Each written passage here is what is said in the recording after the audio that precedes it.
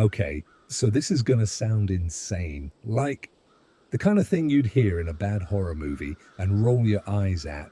But I swear on everything, this is real. It happened to me, and if you don't believe me, well, I don't blame you. I wouldn't believe me either. Let me set the scene. It was a Friday night, and my friends and I were hanging out at my buddy Ethan's apartment. Ethan's the kind of guy who has no concept of moderation. If he throws a party, it's going to be all out chaos, and this night, no different. We had beer pong set up in the living room. Someone ordered like $70 worth of Taco Bell, and everyone was already way past buzzed. You know the vibe. Loud music, bad decisions, and way too many Snapchat stories you regret in the morning. Anyway, at some point in the night, we decided to play Truth or Dare. Yeah, I know, super middle school, but when you're a few drinks in, everything seems like a good idea. At first, it was the usual dumb stuff. Ethan dared Sam to shotgun a White Claw and chug a ranch packet after. Someone else dared Chloe to text her ex, "I still love you." Stupid, harmless fun. But then it was my turn. Ethan, being Ethan, decided to kick things up a notch. He leaned forward with this stupid grin on his face, eyes bloodshot from who knows what he'd been smoking earlier. "All right, dude," he said, slurring his words slightly. "Truth or dare?"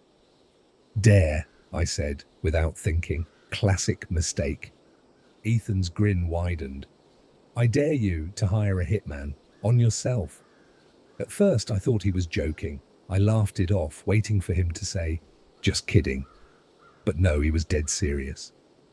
He pulled out his phone, opened Reddit, and started rambling about this subreddit he found a while back, where people talked about hiring hitmen from the dark web. "It's all fake, obviously," he said, waving a hand. "But come on, it'll be hilarious. Just do it for the meme." Now, let me just say, I'm not usually this stupid, I swear. But when you're drunk, surrounded by your friends, and someone dares you to do something, there's this weird pressure to prove you're not a coward. So, like an idiot, I said, "Fine. Whatever, show me how." Ethan guided me through the whole process. He pulled up some sketchy tutorial on YouTube about accessing the dark web using Tor, and before I knew it, I was downloading the browser on my laptop. The entire thing felt so surreal, like it wasn't really happening. It's hard to explain, but it was almost like a game. None of us actually believed we'd find anything real. It was just a stupid prank to talk about the next day. We found this site. Well, Ethan did.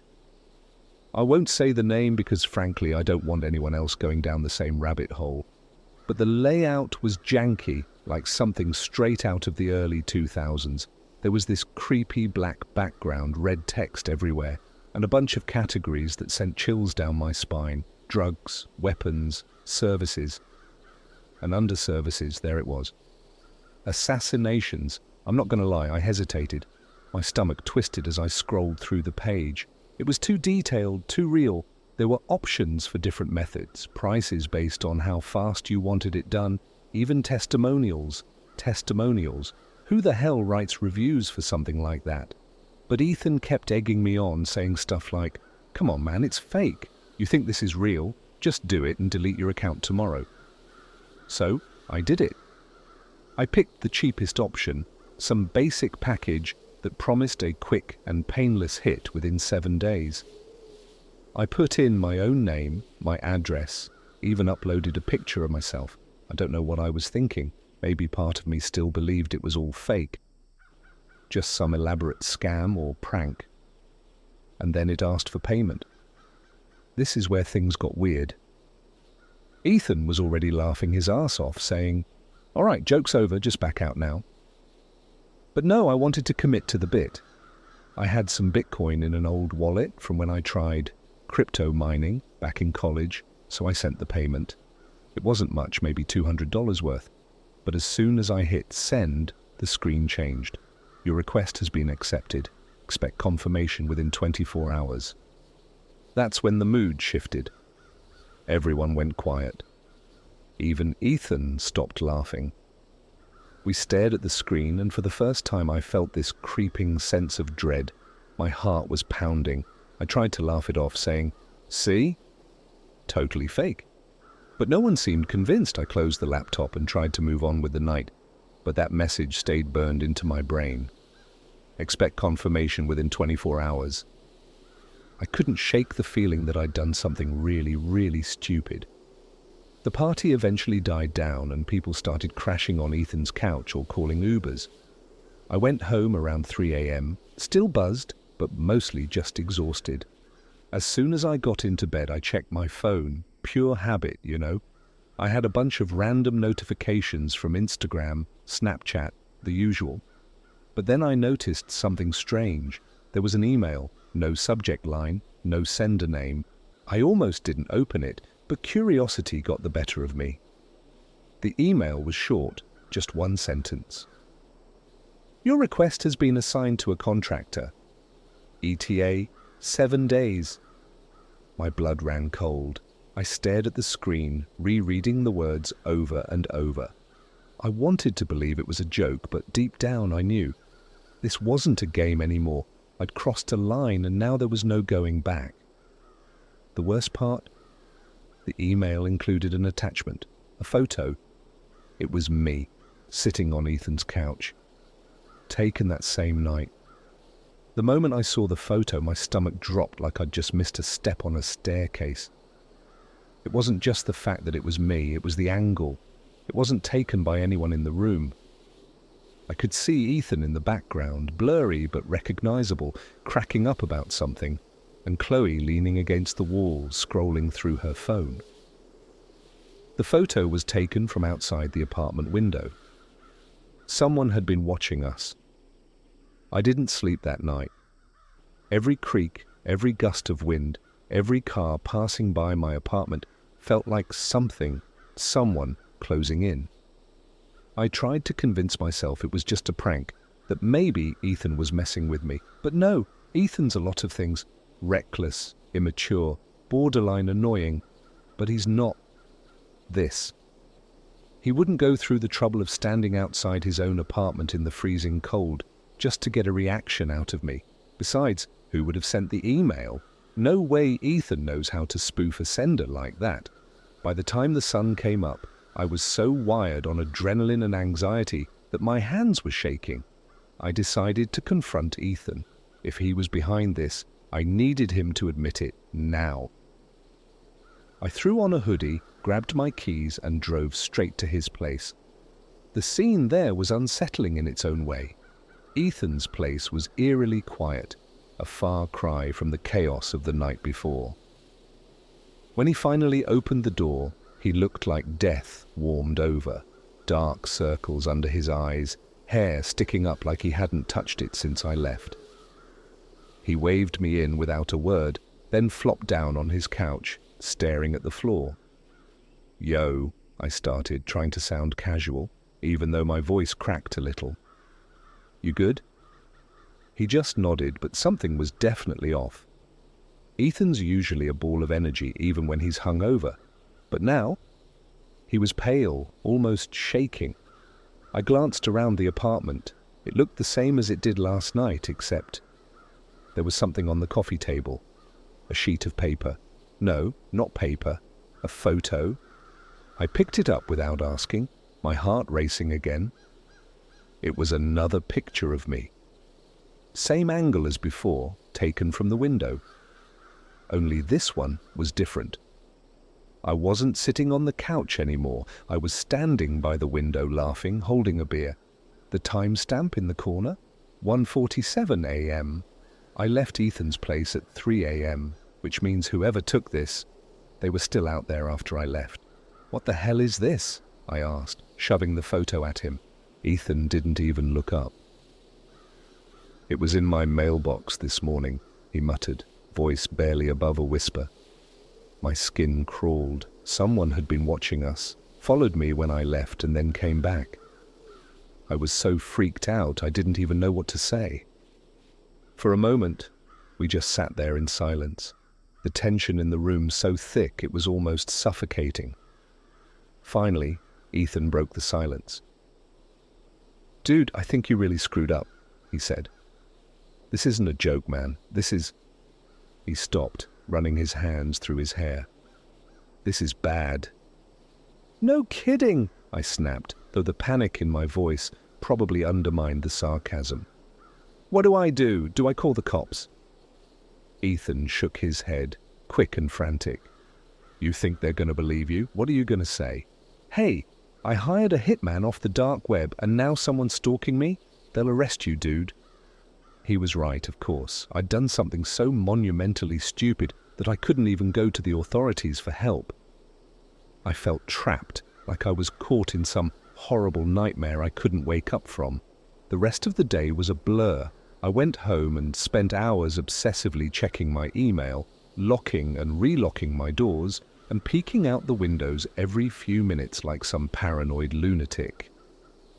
Every time my phone buzzed, my heart skipped a beat, but there were no new messages. Nothing.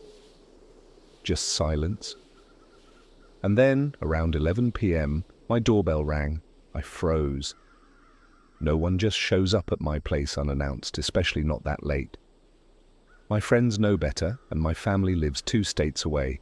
For a solid minute, I just stood there, staring at the door, hoping whoever it was would just go away, but they didn't.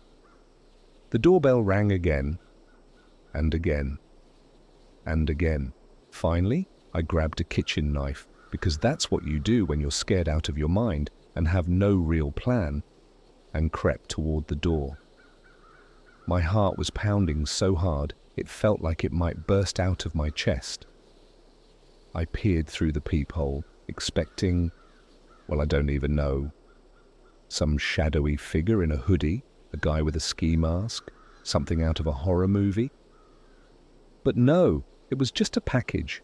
There was no one there. Just a small, plain cardboard box sitting on my doormat. I didn't want to open it, but at the same time, I couldn't just leave it there. What if it was a bomb or something? Okay, I know that sounds dramatic, but when you're this freaked out, your brain goes to some wild places. I eventually grabbed some scissors, cut the box open as quickly as I could, and stepped back, half expecting it to explode. It didn't. Instead, inside the box there was another photo. This one wasn't from the party. It wasn't even from that night. It was from earlier that day when I'd stopped at Starbucks to grab coffee on my way to Ethan's. The angle was different, closer, almost face to face. Whoever took it had been standing right in front of me, and I didn't notice. That's when I saw it. There was a note tucked under the photo, written in the same red font as the website. 7 days, we're watching. I wanted to scream, but no sound came out. All I could do was sit there, staring at the note, the photo, the box, feeling the walls close in around me. Whoever they weren't just some anonymous entity on the dark web anymore. They were here, watching, waiting, and I still had 6 days left. I didn't sleep that night. Again, I couldn't. How could I, knowing someone was out there, watching me, following me? Every time I closed my eyes, I saw that photo of me at Starbucks, the words scrawled in red ink on the note, 7 days, we're watching. The next morning, I called in sick to work. No way I was stepping outside, not when whoever this was could be anywhere, outside my building, sitting in a parked car, or worse, already inside. I didn't care about my boss being pissed or my co-workers judging me. Survival was priority number 1. And the thing is, I wasn't just scared anymore, I was angry. This was my life, my home. And some psychopath thought it was funny to turn me into their prey. I spent most of the day obsessing over that damn website, trying to figure out if there was any way to cancel the request. But of course, it wasn't like Amazon. There was no cancel order button. Every email I sent through their encrypted contact form bounced back with a vague error message. I even tried logging into the account Ethan had helped me create, but the password didn't work anymore. It was like they'd locked me out the moment I hit send on that payment. Around noon, I got another email. This time, it had a subject line. Day 2, a friendly reminder. My heart dropped as I clicked on it. The message was short, just like the first one. We don't stop. We don't fail. See you soon. Attached was another photo. This one was from inside my building. The angle was unmistakable. It was taken from the lobby, pointing straight at the elevator doors. And there I was, waiting for the elevator, holding a bag of groceries, headphones in, completely oblivious to the fact that someone was standing right there, watching me, photographing me. I felt. My stomach churned, and I had to sit down before I collapsed. This wasn't just some online creep playing mind games anymore. They were inside my building. They knew where I lived, where I worked, where I hung out. Every single move I made, they were one step ahead. I called Ethan. I don't know why. I guess I just needed to hear someone else's voice. Maybe I was hoping he'd tell me I was overreacting or that there was some way to fix this. But when he picked up, his voice was shaky, and I could tell he was just as freaked out as I was. "Dude, I think someone's been following me too," he said, before I could even explain what was going on. "Last night, I went to grab food, and I swear this guy in a black hoodie was behind me the whole time. I ducked into a McDonald's just to get away, but when I came out, he was standing across the street staring at me. I didn't know what to say. This whole thing was spiraling way out of control. Ethan didn't even place the order, I did. But somehow they'd looped him in too. I told him about the email, the photo, the box, and he went dead silent for a long moment. "You have to call the cops," he finally said. "I can't," I snapped. "What am I supposed to tell them? That I hired a hitman on myself as a joke and now I'm being stalked? They'll arrest me, Ethan." "Well, what the hell are you going to do then? Just wait for them to kill you." That was the question, wasn't it? What the hell was I supposed to do? Every instinct in my body was screaming at me to run, to pack a bag and get the hell out of town. But where would I go? They'd already proven they could find me, no matter where I was. Running wouldn't solve anything. Around 5 p.m., I decided to take action. Maybe it was stupid, but I couldn't just sit there anymore, waiting for the next photo or the next message. I grabbed a flashlight, a pocket knife, and the baseball bat I kept in my closet for emergencies. I was going to search my apartment building, every floor, every stairwell, every corner. If someone was hiding in there, I was going to find them. The search turned up nothing. The stairwells were empty, the parking garage was deserted, and the laundry room in the basement was as quiet as a tomb. But as I was heading back to my apartment, something caught my eye. There was a small door at the end of the hallway, a maintenance closet I'd never paid much attention to before. It was slightly ajar. My heart pounded as I crept toward it, gripping the bat so hard my knuckles turned white. The door creaked as I pushed it open, and for a moment I thought I was going to pass out. The room was small and cramped, filled with cleaning supplies and old tools. And sitting right there on the floor, in plain sight, was another box. Identical to the one I'd found on my doorstep the night before. I didn't open it. I couldn't. I just grabbed it, ran back to my apartment, and locked the door behind me. My hands were shaking so badly I could barely cut the tape, but eventually I managed to pry it open. Inside was another photo, another note. The photo was of Ethan, taken earlier that day, sitting in his car at a red light. The note said, "We're closer than you think." I dropped the box and stumbled backward, my head spinning. This wasn't just about me anymore. They were targeting Ethan too, and maybe my other friends. I needed to warn them. I needed to... My phone buzzed. It was a text. No number, just an anonymous sender. "Stop looking, stop talking, or someone else will die before you." I stared at the screen, frozen. Someone else, not me, someone else. That was the moment I realized. This wasn't just about scaring me. This wasn't even about killing me. It was about control, power. They wanted to break me, to make me feel helpless, to make me dance like a puppet on their strings. And the worst part, It was working. I didn't leave my apartment for the next 24 hours. Hell, I barely moved. Every time I heard a noise, pipes creaking, the elevator dinging, a car pulling into the parking lot, my stomach clenched. I kept my bat within arm's reach, the blinds drawn, and my phone on silent just in case. But I couldn't stop checking it. The anxiety was suffocating, and every minute that passed without a new message felt like borrowed time. Ethan texted me around noon. He hadn't left his place either, and honestly, I didn't blame him. He said he was thinking about going to stay with his sister upstate. I told him it was probably a good idea, but I couldn't shake the feeling that running wouldn't help. Whoever was behind this, they weren't just following us. They were toying with us, like a cat playing with a mouse before the kill. Around 3 p.m., my phone buzzed again. Another text from the anonymous number. Day 3, check your kitchen. My blood turned to ice. The bat felt heavier in my hands as I slowly stood up and made my way toward the kitchen. Every step felt like it took an eternity. I didn't know what I was expecting, another box, a photo, something worse. But when I got there, everything looked normal.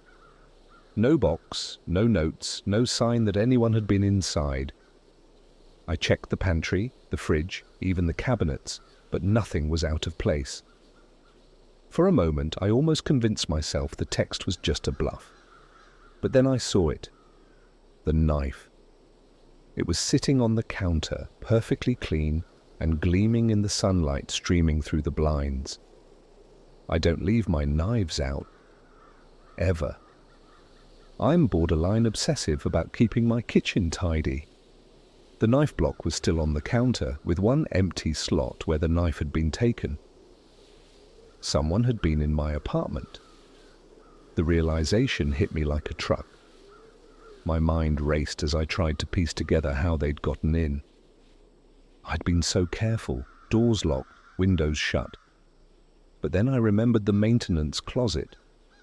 The box I'd found there. Had they been inside the building the whole time? Watching, waiting for me to leave so they could slip inside. I grabbed my phone and dialed Ethan. He picked up on the second ring, his voice shaky. "What's going on?" he asked. "They've been inside," I said, barely able to keep my voice steady. "They left one of my knives out on the counter. I didn't put it there, Ethan." "Jesus Christ," he muttered. "You need to get out of there. Pack a bag and—" A loud bang cut him off. It came from the other side of the apartment. I nearly dropped the phone as I spun around, clutching the bat like it was a lifeline. "Ethan, I gotta go," I said, hanging up before he could respond. I crept toward the source of the noise, my heart hammering in my chest. It sounded like it had come from the living room. The curtains were still drawn, but I could see shadows moving outside. Someone was out there. I crouched behind the couch, peeking through a small gap in the curtains. At first, I didn't see anything, just the empty parking lot and a few cars. And then I saw him. A man in a black hoodie standing next to my car. He wasn't doing anything, just standing there, staring up at my window. I couldn't see his face, but I could feel his eyes. My breath caught in my throat as he slowly raised a hand and pointed directly at me. I ducked down, clutching the bat so hard my hands hurt. My mind was screaming at me to call the cops, to do something, but I couldn't move. My body was frozen, paralyzed by fear. When I finally mustered the courage to peek out again, he was gone. The rest of the day passed in a blur. I double-checked every lock, barricaded the door with furniture, and kept the blinds shut. I texted Ethan to let him know what had happened, and he promised to come over the next morning so we could figure out a plan. But I knew it wouldn't matter. Whoever these people were, they weren't going to stop. That night, I heard footsteps in the hallway outside my apartment. Slow, deliberate footsteps, stopping right in front of my door. I held my breath, clutching the bat, waiting for the sound of someone trying to break in. but it never came. After a few minutes, the footsteps continued down the hall and faded into silence. I didn't sleep. At 3 a.m., my phone buzzed again. This time, it wasn't a text, it was an email. The subject line said, "Time's running out." My hands shook as I opened it. Inside was another photo, but this one was different. It wasn't of me or Ethan. It was of Chloe, the friend we dared to text her ex at the party. She was sitting in a booth at what looked like a 24-hour diner, her head down, scrolling on her phone. The timestamp was from less than an hour ago. There was a note attached. "She's next. Unless you stop." My stomach churned. Stop what? What did they want from me? I couldn't take it anymore. I had to warn her. I called Chloe, and after what felt like an eternity, she finally picked up. "What the hell, dude? It's 3 in the morning, she said, groggy and annoyed. "Chloe, listen to me," I said, trying to keep my voice steady. "You're in danger. You need to leave wherever you are right now and go home. Lock your doors. Don't talk to anyone." There was a pause. "Are you drunk? What are you talking about?" "Just trust me," I said, my voice breaking. "Please, just do it." She sighed, clearly annoyed, but agreed to head home. I stayed on the line with her the whole time, listening as she paid her bill, got in her car, and drove back to her apartment. By the time she got home and locked her doors, I felt a small sliver of relief, but it didn't last long. As soon as I hung up, another text came through. "You're only making this harder for yourself." I didn't know how much longer I could take this. I still had 4 days left, but it felt like an eternity. Every moment was a waking nightmare, and I was no closer to figuring out who was behind this or how to stop them. I wasn't just being hunted, I was being played, and I was running out of moves. I barely survived the next day. My nerves were so fried I could hardly think straight. Every shadow felt like it was alive, every noise like a warning. Ethan texted me around noon to tell me he was on his way over, but deep down I wasn't sure if it was a good idea. Bringing him closer to me felt like putting a target on his back, but I didn't know what else to do. I couldn't do this alone. By the time Ethan arrived, I had all the windows covered and every light in the apartment on. He stepped inside and immediately locked the door behind him, muttering, "Dude, this is insane. We've got to figure something out." "Yeah, no kidding," I snapped, pacing back and forth. "I've been trying to figure something out for days. Nothing works. They're always one step ahead." Ethan looked pale, almost sick. "I've been getting messages too," he admitted, pulling out his phone. "Texts, photos. Last night, they sent me one of my parents' house." "My parents' house, man? What the hell are we dealing with?" I froze. This wasn't just about me anymore, or even Ethan. They were going after everyone we cared about. I sat down hard on the couch, trying to calm my racing thoughts. There had to be a way out of this. There had to be. "Maybe they're bluffing," Ethan said, but his voice was weak, like he didn't even believe it himself. "Maybe it's just some messed up psychological thing. They're trying to scare us, but they won't actually..." His phone buzzed. We both jumped, and Ethan fumbled to pull it out of his pocket. He stared at the screen, his face going pale. "What is it?" I asked, my voice barely above a whisper. He held the phone up so I could see. It was another photo. This one was of me and Ethan, taken from outside my apartment. It had to be from just a few minutes ago. The two of us were sitting in the living room, me pacing, Ethan standing by the door. The timestamp. It was from less than 5 minutes ago. "They're here," Ethan whispered. I grabbed the bat and motioned for Ethan to follow me. We checked the peephole. Nothing. The hallway was empty, or at least it looked that way. But I didn't trust it. Whoever these people were, They were masters at staying one step ahead. They wouldn't just walk up and knock on the door. Then the power went out. Every light in the apartment flickered and died, plunging us into darkness. I felt my stomach drop as the hum of the refrigerator and the whir of the fan fell silent. The only light came from Ethan's phone, casting eerie shadows across the walls. "This isn't happening," Ethan muttered, his voice trembling. "Stay calm," I said, gripping the bat so tightly my hands hurt. "Just stay calm." My phone buzzed, the screen lighting up with a new text. I didn't want to look. I knew it wasn't going to be good, but I couldn't stop myself. The message was simple. "Time to play?" The text was followed by a link, a video link. I hesitated, my thumb hovering over the screen. Every instinct in my body screamed at me not to click it, but I didn't have a choice. I tapped the link and a live feed popped up. It was my apartment building. The feed was coming from a camera in the parking lot, showing the front entrance in perfect, high-definition clarity. A figure in a black hoodie stood just outside the door, motionless, staring directly into the camera. In his hand, he held something small and metallic, a knife. I felt like I was going to throw up. Ethan leaned over my shoulder, his breathing shallow. "Is that—" Before he could finish, the figure on the screen moved, slowly, deliberately. He reached into his pocket and pulled out something small and rectangular, a phone. He held it up, and a second later, Ethan's phone buzzed. He pulled it out, his hands shaking, and showed me the screen. It was another text. "Open the door." "No way," Ethan hissed, backing away. "No freaking way."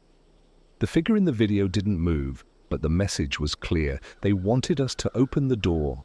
My mind raced, trying to figure out what to do. If we stayed inside, they'd probably just force their way in eventually. If we opened the door, I didn't even want to think about what might happen. Another buzz. This time, it was my phone. 5 minutes, or someone dies."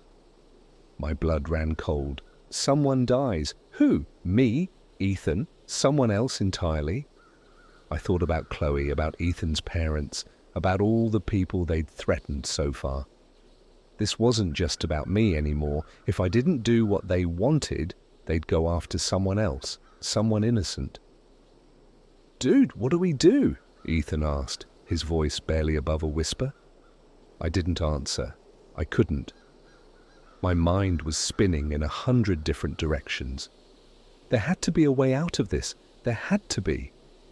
And then I remembered the knife in the kitchen. Without saying a word, I stood up and walked to the kitchen. I grabbed the knife, my hands shaking so badly I could barely hold on to it.